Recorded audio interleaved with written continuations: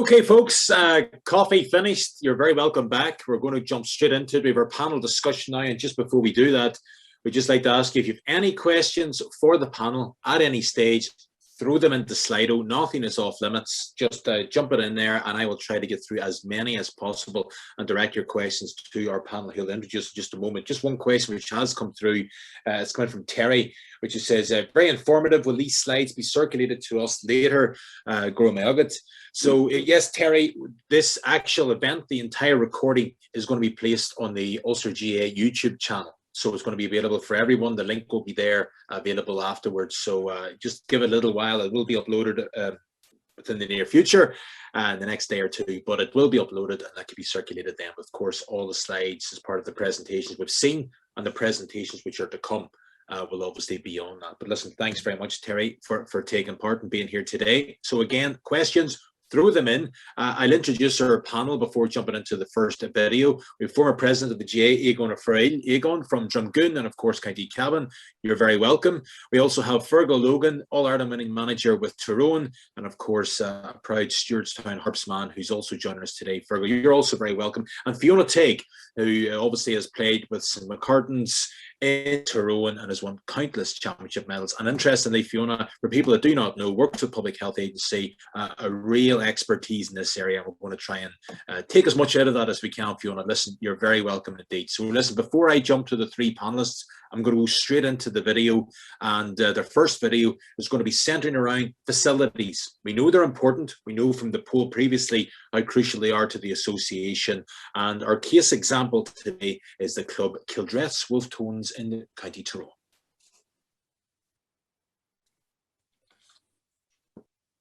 Start off with, I think it was 2 changing rooms and we had the gas boiler, then we put a hall on, and then later on we put a kitchen and another hall on.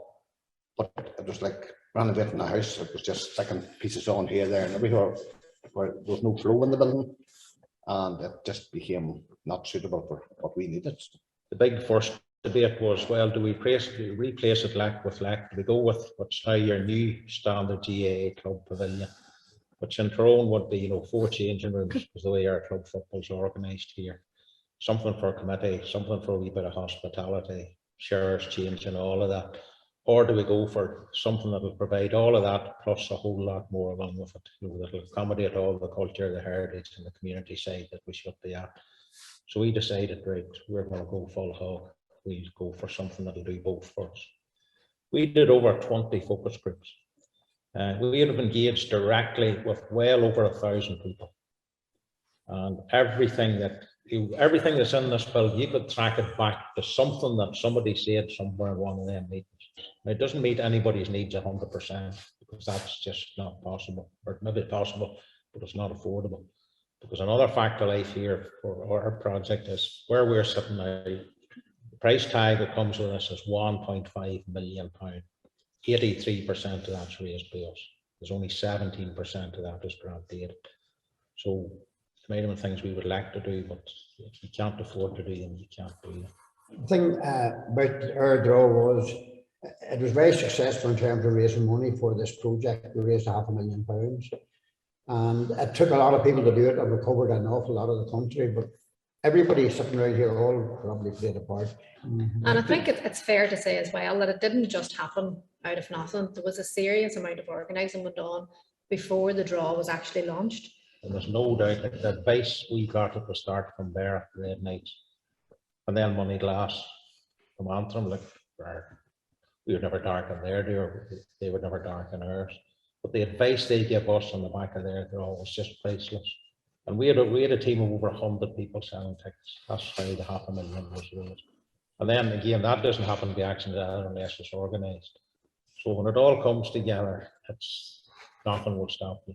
And that was the case here, nothing stopped it. Rural community funding in the 6 counties is very limited. The biggest single grant we got here, we got £150,000 from the Rural Development Programme. We got other bits of money, ended up with £60,000 from the council. We got £30,000 from landfill tax. We got £20,000 from the Housing Executive, God bless them, that's it. So the amount of funding that's there, it's very, very limited, and it's even more limited now after Brexit. very, very, very difficult to get capital funding for a building like this. That's why 83% of the cost of this was raised by us. But once you get the building, it's easier then to get small grants. Not easy, but easier to get small grants to put it out. So where we're sitting now, this is grant aided. 10 tables and chairs there, it's grant aided. That TV screen up on the wall is grant aided. The building itself is more or less put here by us. But equally, it's all very well saying, if you get your building, we fund you to do things in it. That's a big if. And I used to say back then, but you might as well say to us, right, if you can get to the moon, we give you money to do things on the moon. But it was a long journey to get to the moon without any help.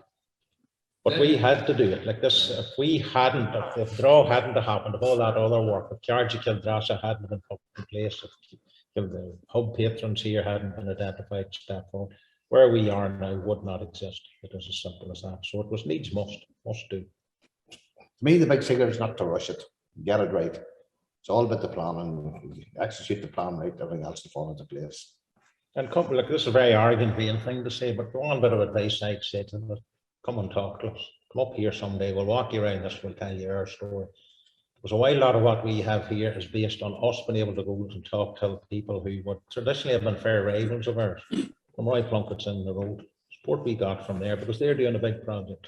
Loch McCrory up the road, we set a standard, I think, for every rural club in Ulster and Ireland for what they have done this last time. What they shared with us was priceless. We would have went and talked to them all and bent their ear and took home what we learned from them. I think that's a hugely important thing. Don't sit on your own in a dark corner in a dark room in your own club. Go out and talk to others that have been down the road before you. Building community relations, building relations within your own club, getting as many people on board as possible, because a lot of people, you know, yes, this is ultimately for our club, for everybody in our parish, but some people might be sitting at home thinking that it's not, it's maybe only belonging to a pocket of people. But getting the message out there that the likes of doing a building like this is for each and every person within our community, whether you're GAA minded or not. We definitely, because of having the building now, we definitely, you know, are planning on bringing a lot of people in through our doors, whether they're playing football, watching football, or neither. You know, we have lots of plans in place that it is a community building for everybody.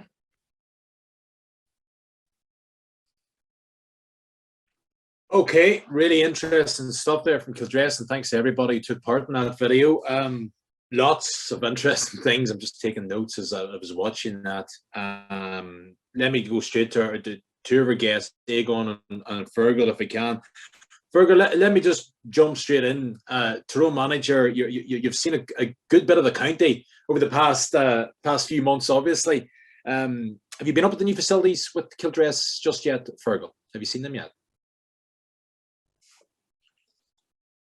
You're on mute, Fearghail. See how we go here. Sorry, Thomas. Yeah, been up certainly. Stewartstown Harps, the benefit of playing with Stewartstown Harps is you play in all three divisions because you've gone from junior, intermediate to senior, but plenty of battles up in Kildress over the years. I was up during the summer. My daughter was playing a wee under 14 game up in it, and I got the royal tour from some of the video members there, and in particular Mark Conway, who has done a lot for Tyrone GAA and Garvaghey and stuff. But listen, it's an outstanding example of what self-help and community and the GAA can be about. There's a it's very tasteful. There's a shade of green. I said it to them on the day, the way the paint and the work is. And I suppose what struck me most is the interest in, I think it was mentioned, the word was mentioned in there, you know, heritage and Duhish and all that goes with it, because Mark in particular, I know him best there, has a deep leaning towards all the things that contribute to a good, sound, self-sufficient and community that can exist. And certainly I got a great feel off that. And then I missed most of my daughter's second half of the game, and then she got into the car and I made the fatal mistake of offering some advice about, you know, movement or something. And I don't get to many games, but anyway, before long there was silence in the car, and the only line she uttered to me was, "Listen, Daddy, nobody listens to you anyway." So that was the day out in Kildress last summer. Brilliant. Listen, we listened to Mark there, actually, just like what an individual, full stop, across just about everything. But he said something that really pricked my ears up. And he said, this might sound arrogant, but come and talk to us. And he mentioned some of the rivals in and around Kildress there. And I suppose, Fearghail, that's maybe not an easy thing for some clubs to do when you boil it all down. We kind of sometimes don't like each other. But that could be a very difficult thing to do. But I guess a really, really important thing as well. Well, yeah, you know, it's easy to dislike people when you don't know them necessarily, or dislike clubs when you don't know them. But I think essentially when we all get in this together, you realise that every club's the same as each other. And, you know, we have all our battles and our spats on the field, but we do have a brilliant ability in the GAA to kiss and cuddle and make up off the field. So, I know that that's a theme that's been out there with lots of clubs, and I know Kildress would be open and welcome. And, you know, again, you know, competitiveness and jealousy of your neighbours can bring you on leaps and bounds in football terms or facilities terms or whatever. But, you know, everybody likes to show off their good wares too. And it is a shining example. It's unrecognisable. And even the playing surfaces and fields up there now are a standout example. So listen, you know, it's a Tyrone club, and we're very open-minded around Tyrone, and we love to see everybody all over us to visit us in any respect. Yeah. Good stuff. Good stuff. Just I should actually mention that Kildress are actually hosting an open day at their hub, which is next Saturday, the 26th, weather permitting, of course. And it's from 10 o'clock to 12:30. So we will share further details after the event today. But like that's brilliant. And Aogán, when you listen to that, a club who've achieved so much, lots of hard work, and they're able to create something brilliant, and straight away they're opening the doors saying that, come look, take our takeaway. So from a Cavan and from a Drumgoon perspective, what are your takeaways from watching that video? I hope the boys from Money Glass will darken their door, as Mark put it, after watching the video today. But I mean, I think it's wonderful, and there was so much in it, what you've rightly said and what Fearghail has picked up on. Big things for me, Thomas, would be seek advice. Nobody in no GAA club, there's almost nearly 2,000 of us now in GAA clubs. We need to seek advice from each other much more often, and certainly in that video it was very evident that they took advice. Also, something else we see in a lot of clubs that was very forcefully brought out, the club grew in bits and bobs. They built a shed and then a lean-to onto it, and then they built a dressing room and another little bit. No clear plan, and there's a lot of that across the whole necklace of clubs in the country. Kildress did what I believe is the right thing. They went back and said, let's begin again, and with a plan. You need a plan. So I think Kildress showed us that you need advice, you need organisation. And I suppose the final big thing for me, Thomas, from the video from Mark and his colleagues in Kildress, you need to do it yourself. You don't need to sit down and moan and complain about what councils and governments and GAA and Ulster councils and central councils won't do for you. Get up, do it for yourself. It's hard work. You will get help, but you need to primarily focus on your own strengths, your own plan, where you're going, your own ambition, and realise that this is going to be hard work, but it can be done. But a wonderful achievement from Kildress. Yeah, you mentioned there about the self-help thing, Aogán. The fact Mark actually mentioned the figure that 17% of the entire funding of the project was external. So obviously 83 was internal, and we can moan about that. And we can wish it was more, and there are other avenues, but you know, a spade is a spade. We are where we are, so the responsibility primarily lays from within. Yeah, it primarily lays within, and it has done over the years. And the GAA clubs are almost unique worldwide in terms of ownership of facilities. We are a sports organisation. The main thing we need to provide are playing fields. I would argue you need at a minimum 2 playing fields, and hopefully 3 to cater for all sports for men and women. But it's also important for many in administration to realise that we're not keeping near the standard of the rest of the European community in terms of government support. In most European Union countries, governments invest heavily in sporting facilities in communities. The GAA clubs are there. We exist. We're already in communities. And it was very evident in everything that was said from Kildress. They're open to everybody in their community, which is important. And I think that is something. That is a challenge for Ulster Council, for Central Council, to ensure that we leverage much more funding from national level for walking tracks, for community facilities, so that clubs don't have to do perhaps just as much as they have been doing up to now. Fearghail, have you been involved with any kind of capital project within Stewartstown or any sort of large-scale development? And if so, is there Is there a mistake, or is there one big thing where you would think, if I did that again, actually, this is the one big learning I took from it? Yeah, well, 20 years ago, we moved from like a hut in Stewartstown to what we thought was a fine construction, which it still is. But when you move up the decades and you see what Kildress have now and Loch McCrory and other clubs, but yeah, so I was involved obviously in the lottery grants that were going in those days and stuff. I suppose again it'll come up probably later. The ultimate point is, spread the load. We had one man, a loyal and faithful, dedicated Stewartstown Harps man, who sat up the whole night before on one of the lottery applications and whatever. So my advice in terms of capital projects, you heard how many it took, feet on the ground with the doorstepping and the tickets. That probably COVID has really ruptured that method or modus operandi. But again, and I should practice what I preach, because I'm the equality officer around Stewartstown and on the committee a long time, but sometimes for time issues it's difficult to be deeply involved. But we're starting out on a new capital project now to add to what we have, potentially build a stand and stuff. So I suppose really is the key for me would be try and spread the load, because I do, and I don't say that I carry that load in my club, but I do sometimes feel for the 4 or 5 core people who carry that load so heavily. How do you do that? How do you actually do that? Well, again, I think I see it down the chain a bit somewhere today, but I suppose, creating the right environment is the key to any, be it a football team, be it a club, be it whatever, and the value of worth to people, and then just ensuring that there are people and that they see the benefits of it, and not a lot. Everybody gets something out of their volunteering spirit within the association for my money. Even as just the guy who hangs the nets every Sunday morning, there's a purpose of self-worth. We get our chance to shout at the manager usually, or the referee, and it helps us all along our week. So, but I suppose not a lot, people appreciate not a lot of endeavour. Sometimes gear, players love gear, a bit of stuff, and the right environment will bring it forward. But it is, and then sometimes I suppose, it's just the overload on people. And again, I practice what you preach is in my head in terms of being there at times with my own club. But there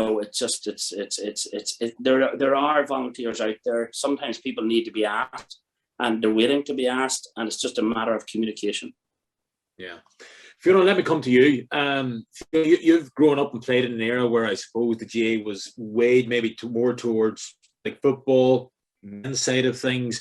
I mean, I was chatting to someone very recently about, and this might sound absolutely silly, so please correct me if it does, but someone was involved in a redevelopment of the GAA grounds, and one of the questions was, we put hair dryers in. And now, if someone who my day job is going to deliver football grounds, most Irish League clubs do have hairdryers in their grounds and always have had, believe it or not. But I suppose a little simple thing like that might be, well, do you know what? If we've more girls than maybe previously did, that might be something that might be more useful than it previously was. And it sounds like such a wee simple thing. But is there anything in that, and are there any learnings that people can take away from when you see just a brilliant development like Kildress's?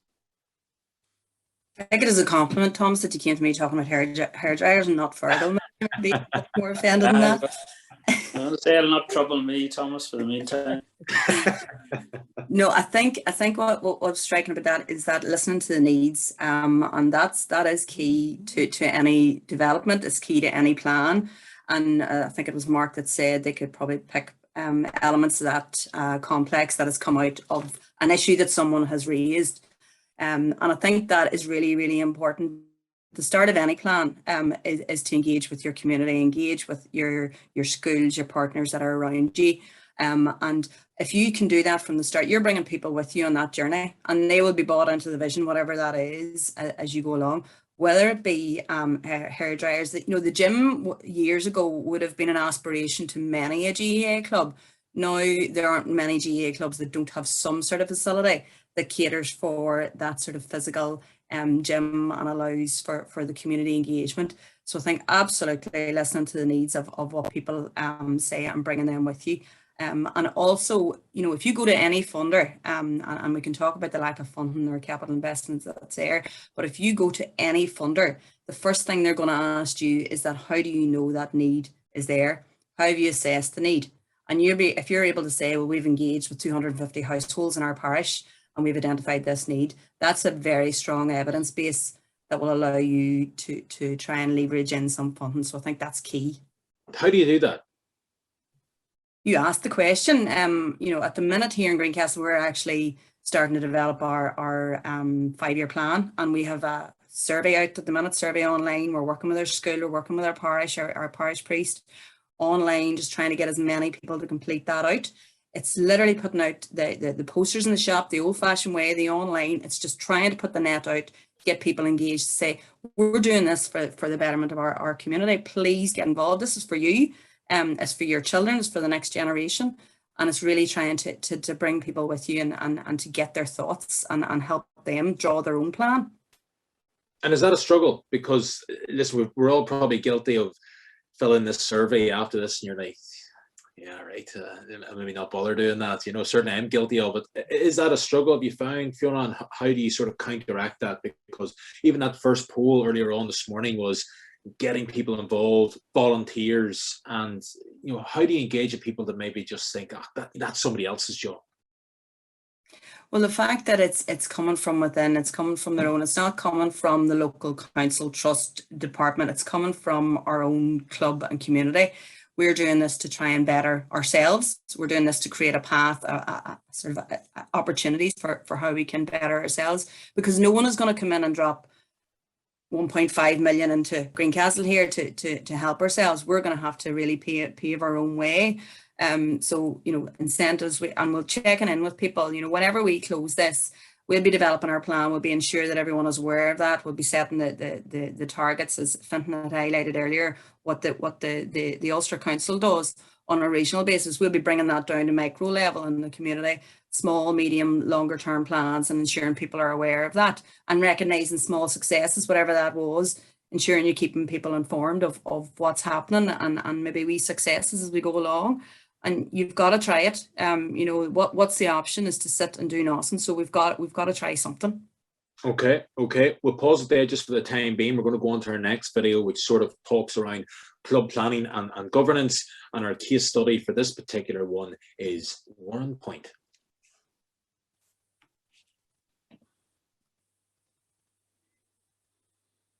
Back in 2010, it was the catalyst to bring a whole lot of people into the community. You know, we identified core themes, obviously governance, which was very important, and actually probably the number one thing we think in club development is governance, first of all, and we'll come back to that in a second. And then obviously people, because I mean all our clubs are about people. It's attracting, retaining, developing and supporting and encouraging our volunteers. It's about our games, it's about culture, it's about youth. And again, it's all about inclusion and diversity, and certainly we're really excited about our GAA for All. Well, I think the club-wide process is tremendous. We first registered in 2011 and got platinum, and then registered again in 2015 and got platinum. And actually currently we're going through the process again. But I think I'd say we didn't appreciate the time, but the first thing we did was actually work on an organisation chart and work with developing club policies. Then actually, you know, you go to our website for the last 10 years, you'll see our organisation chart updated every year. You'll see our club policies updated every year. And believe it or not, we have a philosophy that you need to give somebody a job. So actually over 30 people would have designated officer portfolios. And you again will see every one of those officer portfolios defined, what their terms of reference are, on our website. And then all our subcommittees, we operate as a one club, urban one club model with the 5, where we say our motto is to operate at the heart of local community for whole of family, for whole of life. So when we started back in 2010, we suddenly realized our camogie, which had been a very strong club in previous years, was virtually down to single figures in the hand in terms of players. So we started again to under 6, we're now up to under 15 level. We had no ladies Gaelic football. Again, we identified that it was very important to get young ladies involved. Our ladies Gaelic football has gone from strength to strength, now playing senior last year for the first time. And to be fair, great enjoyment, to the extent that our membership has more than doubled in 10 years. We're now at 930 plus members. You've obviously had culture was very strong in the club. We were stronger nearly in culture than we were on the field for many, and we've been fortunate to win numerous county score titles in Ulster, and indeed a few All-Ireland titles, score and score low level. But it's fair to say that we decided to really get on the ground of catchment, involving more and more people in the club. And we were very honoured when chosen, along with St Finbarr's Cork, to be the pilot clubs for the Healthy Club initiative within the GAA Croke Park. So yeah, it's all about community and really the whole of family for whole of life. We again, as part of our first plan, we established, I think at the time was probably the first in the north, we established a formal strategic alliance with the Education Board and St Mark's School. That has been a tremendous success in terms of facilities. We then also use a council pitch, and then we have been searching for land. We've done 2 or 3 strategic facility plans. Actually, we've actually recruited professional people to go and search the area with a blank sheet of paper to identify, is there any land we could put a Gaelic football pitch in? And by pure coincidence, in October 2018, we became aware of an opportunity to purchase it. We did purchase it, very dear, unfortunately, at one point. But thankfully, since that, we've now got full planning permission. We're about now to start the development of a second field, and it will have access. One of the main concerns of our existing pitch, which is a great pitch, by the way, Park Les Meilleurs, is actually access to it. And this new acquisition and this new field, which is totally adjacent to our existing field, will allow us to access off the main Warrenpoint with Strava Road. So obviously very exciting times. And again, I think the second plan, that was a key element of it, as was games and also trying to get our senior team back to win a county title. We hadn't won a county title since 1953. And we've reached a county final now for the first time since '79, and we've been in the semi-final. We've just actually won the first all-county league. The club was founded in 1888, so over 100 years we've won our first all-county league. So things, hopefully, no complacency, many challenges, Sharon, many challenges, but at least I think collectively it's moving in the right direction. We think the key here is to encourage succession as well. So all positions are maximum 5 years. So to be honest with you, it's all about embracing people in, but getting people to realize that in volunteering, they must also acknowledge we need nobody doing everything. We actually need to involve a greater team in order to produce the outputs, because we want to also achieve succession. So literally we put the whole strategic emphasis was on having a model and a club that wasn't overly dependent on 1, 2, 3 or 4 people. We were developing a model that would have sustainability. Well, number 1 rule of fundraising and finance is transparency. So since 2010, our financial accounts are available 365 days a year on our club website. When we bought the field in 2018, in April 2019, we launched a campaign to raise 400,000 of our own money, not anybody else's money, because we knew we'd leave that. We raised the 400,000. The 400,000 within 3 months, no car sales, no concerts, no nothing. People committed basically 3 options. They could give us £1,000 up front. They could give us £21 a month for 4 years, or they give us £250 a year for 4 years. And we're now pretty sure to say, as we get to August 2022, we'll have £400,000 in the back. I cannot stress the importance of communications and joined up communications in today's club and community involvement. So I think culture is important. I think embracing for the whole of family, for whole of life, central. You can't do that without games, culture, community, volunteers, and you just can't achieve that. So I think it's all integrated. I wouldn't say anyone is more important than the other.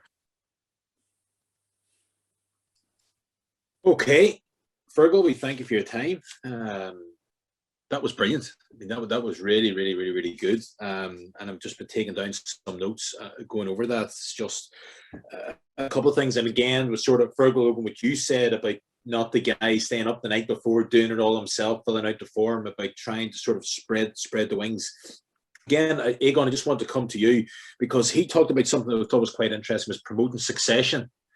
We all come from clubs where guys are in the same role.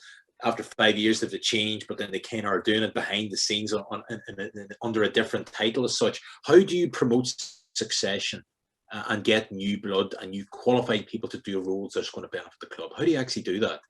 Fearghail outlined how they do it, and I think it was a wonderful video. I mean, everything in that was positive. That's a club, if you moved and lived in Warrenpoint, you'd be joining the club the next day, because it's slick, it's organised, it's not overly complicated, it's simple. And how do you promote succession? You can see what something that Fearghail said, which actually is maybe opposite to what many have believed. Fearghail maintained there he has 30 officers. he didn't maintain, he has 30 officers in a club with clearly defined roles. Not maybe 4 or 5 foolscap pages of roles, but 2, 3, and at most perhaps 4 tasks that you do. So it's spread across. There aren't, in other words, 5, 6, 7, 8 people doing everything. So that's certainly one way of make sure that there's succession. He also pointed out very clearly that they do implement the 5-year rule, which is important because everybody can do it if there is a clear pathway and there is an organization. There are so many things, Thomas, in that video, but we do use, and rightly, in social media, we quite correctly use everything now from TikTok and to various Instagrams and Facebook are popular. But Fearghail, I thought it was interesting, he still referenced 3 times in that video the website because you can't find your policies on a lot of Facebook or Instagram or TikTok, but you'll find them on the website. You can't, the financial accounts, the transparency, hugely important because it shows our openness, it shows our transparency, and it shows our willingness to embrace everything that is good and wholesome. So by a combination of factors is a long way of answering your question. Clearly, and I have to go back to Cumann Father in Warrenpoint, they do it by sharing the load, by certainly parity in the targets. Also very evident, they know their club. They know it very well. They also know they didn't win a championship since 1953. They know instinctively their own area, they target and they learn from that. And he didn't use the word, but what he was talking about is they're a very holistic club. They believe that everything is important. There is a role there for everyone, from the Irish language, which was evident. We could see it in the naming of the club, in the naming of the pitch, in Fearghail's own talk, when he was able to describe instantly the names of places within his club. So everything is important, all of the games, all of the culture. And I think he also emphasized, which I believe is very important, he wouldn't pick out one thing as more important. Everything was important. It was the whole package. It was the complete package. And in that way, people in a community like Warrenpoint would say, well, there is something in there for me. There's some little thing. And then with 30 clearly defined officer roles and a 5-year rollover plan, everybody gets their chance to do something. Yeah. Fiona, there's a number of things we mentioned. I thought it was very interesting. He said the membership has doubled within the last 10 years because strategically they've gone to ground and they've really tried to get people involved in the club. A lot of people maybe have moved into Warrenpoint, support town, who maybe not traditionally from the town, which things like that could probably help. One thing he did actually mention, and I don't know if you come across this in your day job, Fiona, but when they were trying to source a second pitch, they actually outsourced that. They paid a professional to go and do that, to actually look at where this could be possible, how this might work, and to bring back particular results. And it worked for them because they've been able to develop a new pitch beside their own pitch, good access to it as well. That's something that doesn't always sit comfortably in the GAA, maybe getting someone professionally to do it where there is a fee involved whenever there's maybe somebody within the club that kind of knows a wee bit about that is free and might be the traditional way of travel. What advice would you have if faced with that, not quite dilemma, but certainly that decision to make? I think, firstly, the club itself, what a forward-thinking, strategic-thinking club in relation to how they're set up, structure-wise. You know, if you were moving into Warrenpoint and you had a young family, you would have absolutely no hesitation but to send your children there because you know it would be safe and how they're set up. The fact that they treat the club and community as basically the whole life course approach and the family approach that they have there. But I really don't think we can underestimate the expertise and skills that we have in our communities and in our clubs. And I think, you know, by reaching out, it doesn't have to be a member of your GAA club that has that skills, who's in your local area, lifting the phone to the local council to see who's there as well. And again, you can see in that they had linked with the local education authority. Don't be afraid to lift the phone. You know, I think people sometimes are thinking, oh, you know, I don't know who to talk to. You know, our networks now are so wide. You know, it's lift the phone, and if you're in doubt, you know, you have your county setup, you have we have Mora and the community team in Ulster GAA as well. We're great in that way. And I think by asking the questions, you will absolutely get help in relation to assistance there. There is no doubt that sometimes we need to outsource, and that's fine. But I think it's just being mindful of that, ensuring that you're not, you know, you're not going to be taken for granted either. Going to someone and asking for help from someone that knows what they're doing. And thankfully, you know, in years past, we worked with organisations and individuals who have a deep history in GAA and know the importance of doing that sort of work. So I think just looking and asking for help, I think is really, really key. And don't be afraid to lift the phone. And do you just approach that person? Like if you identified someone in your club and thought, you know, they have nothing really to do with it, but you know what, your man there he's great at this particular thing. You know, like, I'm going to ask him to be involved. Would you actually do that? Absolutely. That's the only way. When you land at your door, you know, and that's the way. Years ago when I moved to Greencastle, I had a man that literally came to the door. I hadn't seen him from Adam, and he knew I had worked in, at that time I was working in the local council, wasn't long getting involved, and that's how you do it. You know, people do want to be asked, especially if you've moved to the area, and I think it's a very welcoming. It shows how open as a community the GAA is, if you're willing to literally go and say, would you like to get involved? Could we help? Because I think it's the only way. And I think we have a proud history in that. And I don't think we should step away or shy away from that. Yeah, absolutely. Fearghail, I just want to bring you in as well. One thing that did prick my ears when he said, with total transparency, our accounts are on the website 24/7. And that word transparency is nice to say, but it's you know, some people are a wee bit afraid of it too. Just how important is that in a club setting? Well, it's critical in everything. Thomas, ultimately, you know, we're in an age of communication and we have these videos and we're all sitting in our own homes and stuff. So it's essentially, we're in a digital age where it's impossible. There's a digital footprint of everything. And the one thing that irks clubs, and I've found it over the years, or club members, is if they feel something is being deprived to them by way of being on notice of it. So as Fearghail McCormack said, you know, it's there, it's transparent. It's good, and sometimes, you know, and we have the skill sets within our own clubs and within our own communities, and as Fiona says, you know, we're blessed in that, and people do offer and give, and sometimes a knock on the door.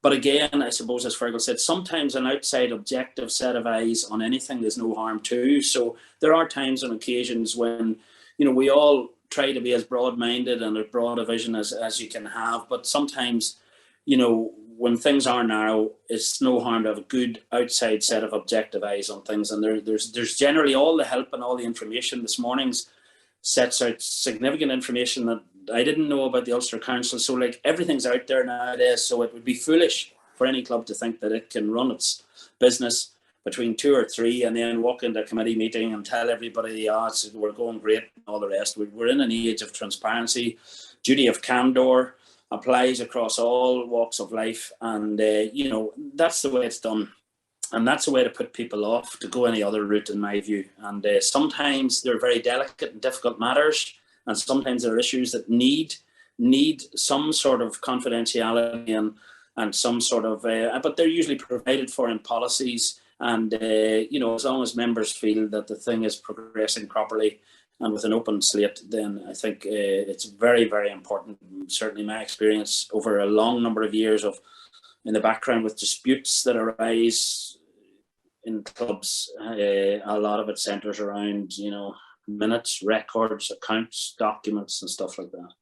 So the key is be as transparent as possible, and you're protecting yourself.